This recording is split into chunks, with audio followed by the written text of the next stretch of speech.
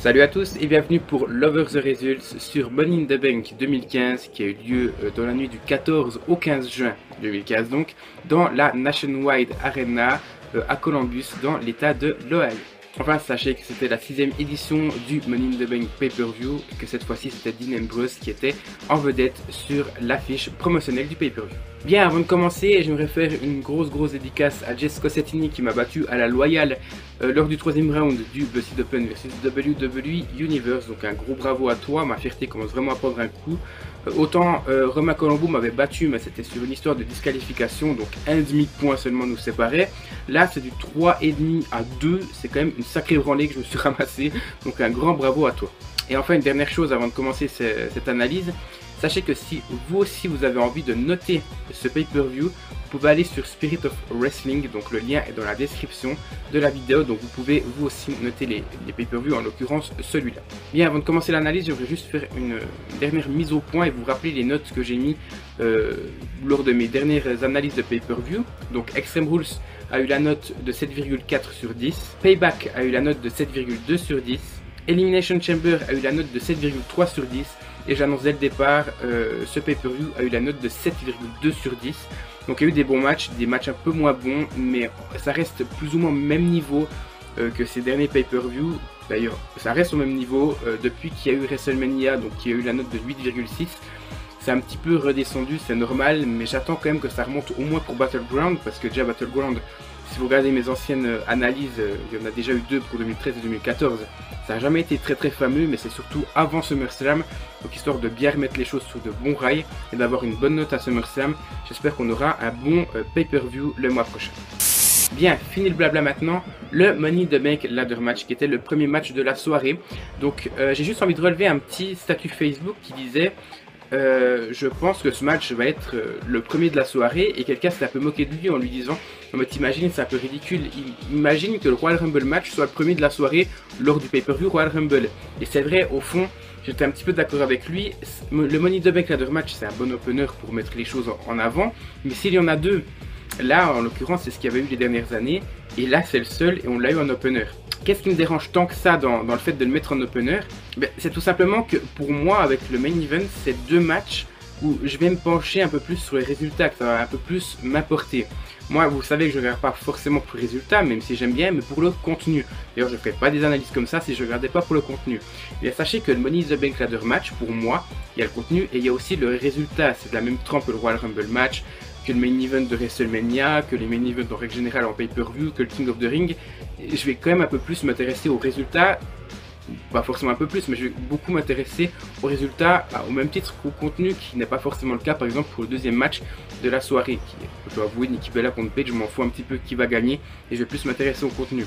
Donc le fait de l'avoir en premier, ça casse un petit peu le pay-per-view pour moi, parce que mon suspense à moi, je l'avais pour ce match-là, donc je l'aurais pas vers la fin, vous voyez. Cependant, je m'attendais quand même à le voir en début de pay-per-view. Je m'attendais pas à le voir en premier, mais en 2 ou 3e. Finalement, on l'a en premier, c'est pas très grave. C'est un match assez plaisant pour les Money in the Bank, pour moi, parce que la situation est propice pour qu'on prenne du plaisir. Il y a 6 à 8 catcheurs en règle générale, et donc ça bouge, et il y a beaucoup de choses qui se passent sur le ring. Là, ça a été le cas, mais il a manqué un petit truc. Je m'explique. Chaque lutteur qui est sur le ring doit remplir un certain rôle. Par exemple, Randy Orton devait porter des RKO et foutre le bordel au bout d'un moment. Il l'a fait, c'est réglé. Roman Reigns devrait être brutal. Il l'a été en attaquant Kofi Kingston et Neville sur l'échelle, lorsque l'échelle était en équilibre sur le coin, sur les premières cordes du ring. Donc il l'a fait sur Kingston, puis après il l'a fait sur Neville, sur Kingston qui était encore sur l'échelle. Donc il a rempli, on va dire, son rôle de brutalité, même s'il a été passablement absent au début du match. Sheamus a été un peu brutal et il a remporté le match, il a rempli son rôle. Kingston a rempli son rôle à moitié, il n'a pas vraiment rempli le rôle High Flyer qui lui était réservé, mais plus tricheur avec The New Day. Neville a pour moi pas respecté son rôle parce qu'on l'attendait dans un truc assez spectaculaire. Ça n'est jamais intervenu, c'est fort dommage. Et puis les deux autres pour moi sont clairement les maillons faibles, et je ne vais pas faire de référence à une émission de télévision que je déteste, ont clairement été les maillons faibles de ce match là, car tout simplement absents, et lorsqu'ils étaient là, ils n'ont pas eu vraiment de grand impact sur ce match-là. Donc voilà, vous voyez, il y a certaines choses qui me font dire que avec quelques minutes en plus, parce que oui, le temps, il a duré quoi, 20 minutes, c'est vraiment peu pour un Money in the Bank ladder match, on aurait pu faire quelque chose de plus avec, par exemple, Neville, Ziggler et Kane. Et puis, il y a ça, il y a aussi le fait qu'on n'a pas de prise spectaculaire, hormis l'enchaînement de Reigns sur Neville et Kingston, on n'a pas eu de prise extraordinaire. J'ai encore souvenir la powerbomb de Sheamus sur Sin Cara sur l'échelle qui était en équilibre sur le tablier du ring et sur la table des commentateurs, ou encore la descente, enfin le saut de Jeff Hardy sur Edge qui était aussi sur une échelle. Vous voyez, on n'a pas eu ça dans ce match là et ça me déçoit quand même passablement. Sinon, dernière petite chose, intervention de Bray Wyatt qui coûte le match à Roman Reigns, ça c'est un très très bon point parce que pour moi, l'un comme l'autre, il leur manquait cette rivalité pour pouvoir aller au devant de leur carrière. Il faut savoir que Bray Wyatt va bientôt faire un face turn et pour moi il a affronté tous les faces disponibles hors Roman Reigns et Randy Orton. Pour moi il lui faut encore ces deux rivalités là, comme ça c'est assez solide pour pouvoir faire un face turn, même si je suis pas forcément fan. Roman Reigns s'est fait et un match a été annoncé à Battleground, donc j'ai hâte d'y être. Et concernant la note du match, j'ai mis à 8 sur 10. Voilà, maintenant le plus gros chapitre a été expliqué, je le mets de côté. On va passer au match Nikki Bella contre Paige. Nikki Bella défendait donc son titre des Divas face à l'anti-diva Paige. Donc j'ai mis que c'était un match d'une durée quand même assez correcte et ça m'a impressionné parce qu'il faut savoir que je regarde toutes les vidéos de Diana Kondavice, donc un gros big up à toi, dont la vidéo pronostic de Money in the Bank, où il a quand même su me donner envie sur certains matchs que j'avais peut-être perdu une certaine motivation, ou en tout cas qu'il a su me faire regagner cette motivation de les voir. Et en l'occurrence, ce match-là, il a fait l'effet inverse. En fait, j'attendais quelque chose sur ce match-là et quand j'ai vu sa vidéo, je me suis dit, ouais, il a raison, je vais m'attendre à rien du tout. Donc c'était un bien pour un mal parce que j'ai été très très surpris de voir que ce match-là était quand même potable et très bon. Pas très bon, mais il était bon quand même pour un match des Divas. Et d'ailleurs la durée était correcte, je crois qu'il a duré plus de 10 minutes même si j'ai pas calculé. Et puis il faut savoir que ce match a une certaine particularité, je trouve. En règle générale, un match est construit de cette manière là. On va avoir deux phases de domination, la première pour un lutteur, donc qui va durer admettons 5 minutes en moyenne, puis la deuxième pour le deuxième lutteur qui va durer à peu près le même temps avant que ça s'enchaîne un peu plus sur d'autres prises. Mais on va vraiment avoir des phases de domination avec des soumissions principalement ou des prises au sol. Et là, c'était le cas, mais d'une manière totalement différente, c'est-à-dire qu'au lieu d'avoir deux grosses phases de domination, on en a eu plusieurs petites durant 5 bonnes minutes. Et puis, il faut le dire aussi, c'était un match à suspense. Je ne savais pas qui allait gagner ce match-là, ça m'importait un petit peu, je dois l'avouer, mais je ne savais pas qui allait gagner ce match-là, et pour moi, Paige aurait très bien pu gagner ce match. Le match était rempli de suspense, il y avait des prises qui étaient portées, on ne savait pas qui allait gagner le match. Est-ce que Nikki Bella allait réussir à faire abandonner Nikki Bella? Est-ce que Nikki Bella allait réussir à porter son rack attack sur Paige? Voilà, c'était un bon petit match à suspense avec des bonnes prises potables. Et puis à la fin, on a l'intervention de Brie Bella avec le Bella Twins Magic. Ça casse un petit peu l'ambiance du match, je trouve, parce que ça fait longtemps que Paige n'a pas eu de match diva clean, c'est-à-dire sans intervention, vraiment où elle perd de manière clean, où elle gagne de manière clean. Donc c'est vraiment dommage de gâcher ce match-là, je trouve. C'était un bon finish, je dois l'avouer, le fait que Paige bat quand même Brie Bella et que finalement l'arbitre décide de redémarrer le match sans le préciser.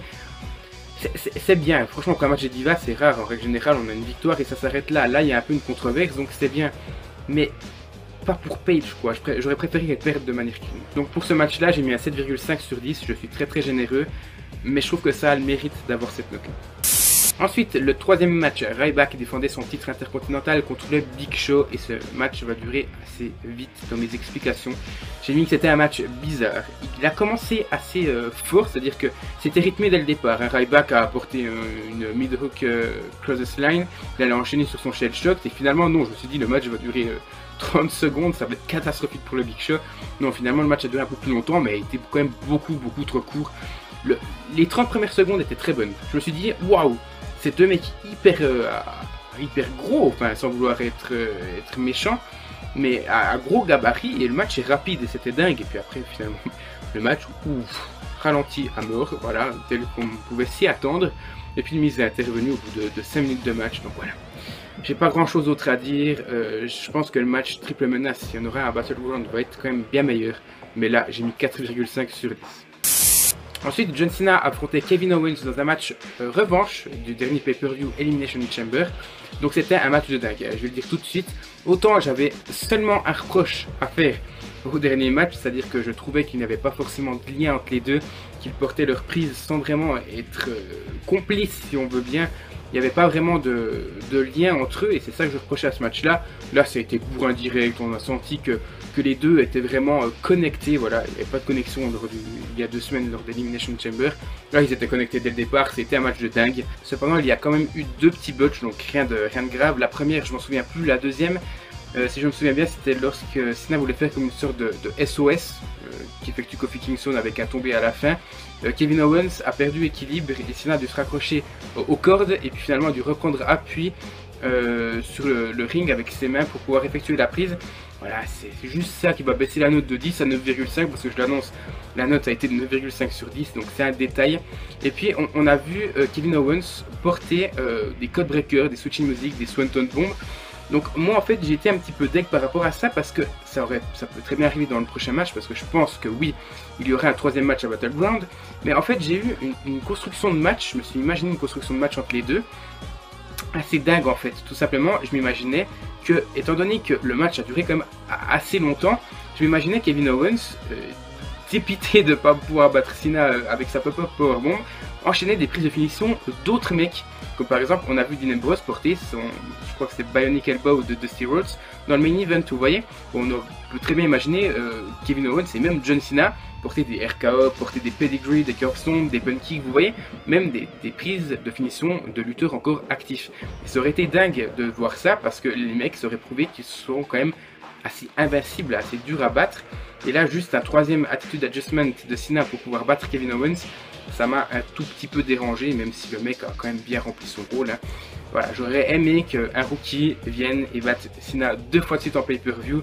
Finalement, on aura un schéma classique. Il faudra attendre le 3e match pour voir si Cena perdra enfin une rivalité.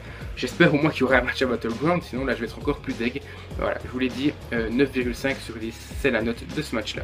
Qui est, je le précise encore une fois, le match de la soirée. Donc 4e fois d'affilée pour Cena qui est dans un match de la soirée en pay-per-view. Ça prouve quand même que le mec est bon. Hein. On peut dire ce qu'on veut sur lui, le mec est parfait. Ensuite, 5e match et avant-dernier match, je vais pas en parler longtemps, c'était les New Day contre les Primetime Players. Donc les New Day défendaient leur titre par équipe. Kingston n'était pas présent, je pense, pour vendre les prises qu'il a subies lors du premier match. Donc j'ai mis que c'était un match bizarre. J'ai pas du tout accroché car c'était un match sans grande saveur. C'est vrai, ils sont arrivés, j'ai même pas eu le temps de me mettre dans le match, que le match était déjà fini. Voilà, j'ai rien d'autre à dire. Pour moi, ça a pas du tout rempli son rôle. En général, ces derniers temps, les matchs par équipe sont en opener parce que ça envoie du lourd. Là, c'était nul, quoi.